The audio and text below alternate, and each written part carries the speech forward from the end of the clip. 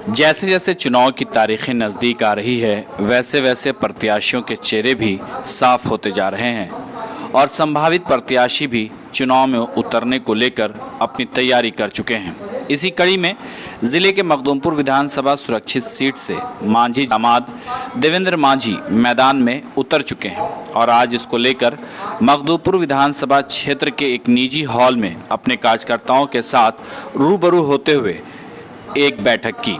इस बैठक में खुद भी पूर्व मुख्यमंत्री जीतन राम मांझी मौजूद थे।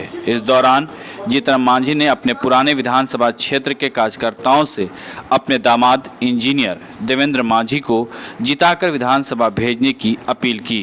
गौरतलब हो कि जीतन राम मांझी इस विधानसभा का प्रतिनिधित्व भी कर चुके हैं। मुशर्रफ पालवी की रिपोर्ट। उपस्थित हैं शशि डांगी। बिहार विधानसभा कर रहे हम पार्टी के नाम देता हूँ।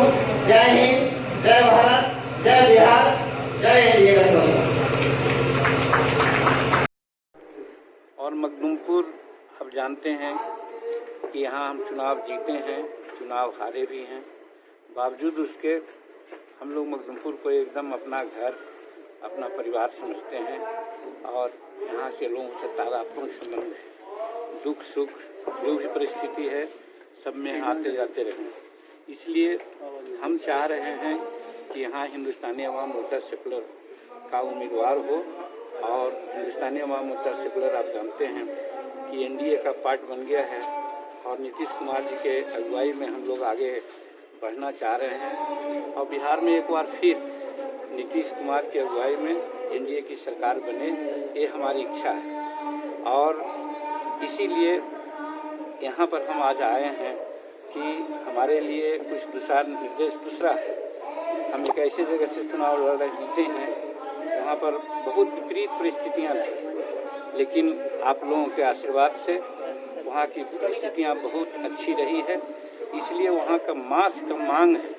आज आप देखते हैं हर विधायक कहीं जाता है तो कुछ न कुछ प्रतिक्रियाएं होती है, लेकिन हम सौभाग्यशाली हैं इस माने में कि जिस दिन हमने कह दिया था कि हम 75 वर्ष उम्र मेरा हो गया, अब हम चुनाव नहीं लड़ेंगे, तो वहाँ के सैकड़ों लोग, हर समाज के लोग आकर के हमसे अनुरोध किया कि नहीं आप चुनाव लड़िए। 5 वर्ष जो शांति आपने दिया है, 5 वर्ष और शांति रहेगी तो हम समझते हैं यहाँ शाश्वत शांति कायम हो जाएगी। तो इसलिए हम अपना मन बना लिया है कि हम अब इमामगंज से ही चुनाव लड़ेंगे, जैसा कि माननीय मुख्यमंत्री जी का निर्देश भी है। तो वैसी परिस्थिति में मखदूमपुर का जहाँ तक सवाल है, हम अपना निजी आदमी को देना चाह रहे थे और निजी आदमी आप जानते हैं सन इन लॉ से ज़्यादा कोई निजी आदमी कौन हो सकता है। बेटा भी है, लेकिन बेटा अभी हमारा छोटा है। हम समझते हैं वो ग्रेजुएशन की बात कही जाए तो बेटा से बड़ा बेटी है और उसी के पति हैं। तो वैसी परिस्थिति में हमने सोचा कि नहीं, हम अपना निजी आदमी को दें, किसी दूसरे के हाथ में नहीं जाने दें। और जहाँ तक यहाँ का सवाल है, अब तो समझ जाइए कि एक तो विधायक होंगे देवेंद्र मांझी जी और दूसरा संतोष कुमार जो हमारे बड़े बच्चे हैं, उनका भी आशीर्वाद इस क्षेत्र के साथ है और क्यों नहीं रहेगा। हम लोग दोनों मिल करके हर तरह से जो यहाँ का उम्मीदवार है उसको हम लोग निश्चित रूप में वही कदम पर चलने के लिए वादे करेंगे जिस कदम पर हम लोग चलने वाले हैं। और फिर और भी कुछ बात होने वाली हो सकता है कि हम जहाँ से चुनाव लड़ रहे हैं 2020 में कुछ दूसरे रूप में भी शायद हम जाने जा सकते हैं। वैसी परिस्थिति में भी उसका लाभ मखदूमपुर को मिलेगा। तो मखदूमपुर को तो 1+3 का मामला हो जाता है। इसीलिए हम कहते हैं कि अगर यहाँ हम हैं, हम अपने आदमी को दिया है तो ज़्यादा लाभ दिलाने के लिए और ज़्यादा लाभान्वित होने के लिए कैंडिडेट के रूप में हम घोषणा करने वाले हैं। और हमको बहुत प्रसन्नता इस बात की है कि हमारे आने के पहले ही यहाँ के लोगों ने देवेंद्र मांझी को एक तरह से अपना स्वीकार कर लिया है और हर तरह से उनको मदद करने की बात की है। हम समझते हैं यहाँ से चुनाव जीत के हम लोग जाते हैं तो एनडीए को एक बहुत बड़ा बल मिलेगा और एनडीए को नेतृत्व में जो बिहार के मुख्यमंत्री बनना है नीतीश कुमार जी को, उनको हर तरह से हम लोग साथ देंगे और उसी दिशा में मखदूमपुर के लोग भी सोच रहे हैं। और मखदूमपुर को तो आप जानते सर, हैं। आप एनडीए के घटक दल हैं, कितने क्या सीटों पर? लगता है सर, कितनी सीटों पर चुनाव होगा? देखिए, इस सब पर अभी हम आप लोगों से कोई शेयर नहीं करेंगे, क्योंकि ये बातें चल रही है, दिल्ली में लोग जुटे हुए हैं। आज किसी न किसी रूप में अंदाज है कि मूर्त रूप आ जाएगा, आज से कल तक अपने आप डिसाइड हो जाएगा। फिर भी सर आपकी कितनी मांग है? नहीं, हमारी कोई मांग नहीं है। हम तो सदा कहते हैं कि तर्क वितर्क नहीं होता जहाँ पूर्ण समर्पण होता है। एनडीए में तो लोजपा हम तो रहेगी सर? अनकंडीशनल एक तरह से इनके साथ हम हैं। लोजपा हम समझते हैं कि वो लोजपा एनडीए में रहेंगे ही। इसे वो जो भी कह रहे हैं, हम समझते हैं कि सिर्फ प्रेशर टैक्टिस है कि ज़्यादा से ज़्यादा उनको सीट मिले, क्योंकि एनडीए छोड़ कर वो नहीं जा सकते हैं, ऐसा हमको विश्वास है। महागठबंधन में लगातार टूट हो रही है, इसका क्या कारण है सर? अब हम जब वहाँ से चले आए हैं तो वहाँ के बारे में अब कुछ कहना उचित नहीं है, लेकिन जिन कारणों से हम आए हैं, लगता है कि हमारे अब लोग जो वहाँ से निकल रहे हैं उसी कारणों से निकल रहे हैं। वहाँ कोऑर्डिनेशन की कमी है। हम कोऑर्डिनेशन कमेटी बना करके सारा पॉलिटिकल निर्णय लेने के लिए सुझाव दिया था, उसको लोग नहीं मानते हैं। तो उस समय ही साथ हम लोगों को कुछ ज़्यादा शेयर मिलेगा, लेकिन जहाँ अभ्यस्त है गलत काम करने के लिए और सर की गठबंधन जो है, महागठबंधन डूबती ही नाव है। हम ये जरूर कहना चाहते हैं कि एनडीए खिलाफ में कुछ बातें कभी चली थी, इन नॉन इनकम्बेंसी की बात है, लेकिन कोई अल्टरनेटिव नहीं है। तेजस्वी प्रसाद जी नीतीश कुमार का अल्टरनेटिव कभी नहीं हो सकते हैं। इसलिए एनडीए की बात तो मैं नहीं कह सकता, महागठबंधन की बात तो मैं नहीं कर सकता।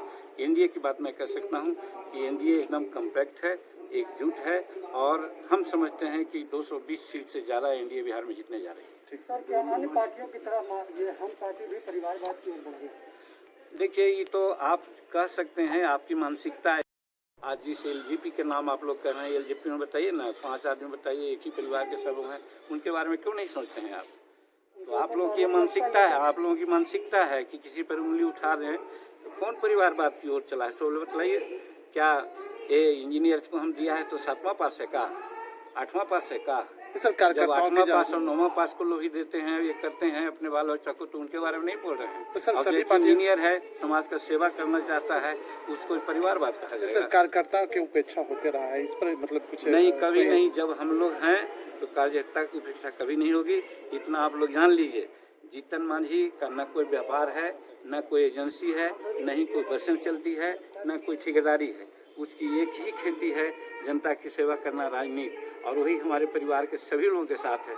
इसलिए जो भी रहेंगे जनता के साथ रहेंगे, कार्यकर्ताओं को किसी भी प्रकार से उपेक्षा नहीं हो सकती है।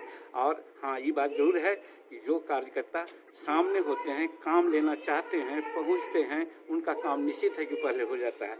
इसीलिए आप लोगों के माध्यम से हम कहना चाहेंगे कि जिस प्रकार से घोड़ा है तैयार है चलने के लिए, लेकिन जब तक सवार नहीं बैठता उस पर, घोड़ा आगे नहीं जाता। ठीक है, सीट पर प्रत्याशी हैं, क्या कहना चाहते हैं इलाके के लोग? मैं ये कहना चाहता हूँ कि माननीय श्री जीतन राम मांझी ने जो बिहार के लिए काम किया है, उसको याद करते हुए मखदूमपुर की जनता मुझे उस रूप में देखे। वर्षों के एक्सपीरियंस को मैं समझता हूँ कि यहाँ मखदूमपुर की जनता के साथ एक्सपेरिमेंट करूँ और उनको साथ दूँ।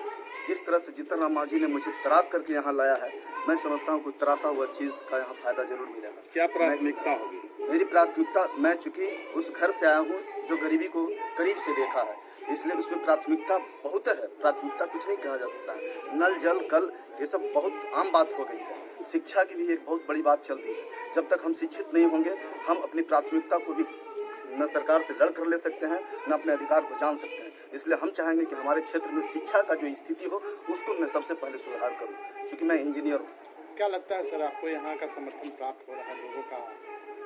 हाँ, एक्चुअली जीतन राम मांझी साहब ने जितना काम कर दिया है, वास्तव में उदाहरण के तौर पर पूरे हिंदुस्तान में देखने का चीज़ है। मैं अभी इस क्षेत्र की जनता के लिए नया हूँ, मेरे लिए भी ये क्षेत्र की जनता नहीं है, लेकिन जीतन राम मांझी ने जिस तरह से मुझे उतारा है, हो सकता है जीतन राम मांझी साहब ने मेरे कार्यकलाप को समझा है और मुझे उस काबिल समझा है, इसलिए मुझे यहाँ उतारा है। इसलिए मैं उनके कर्मों पर मैं खरे उतरूँगा।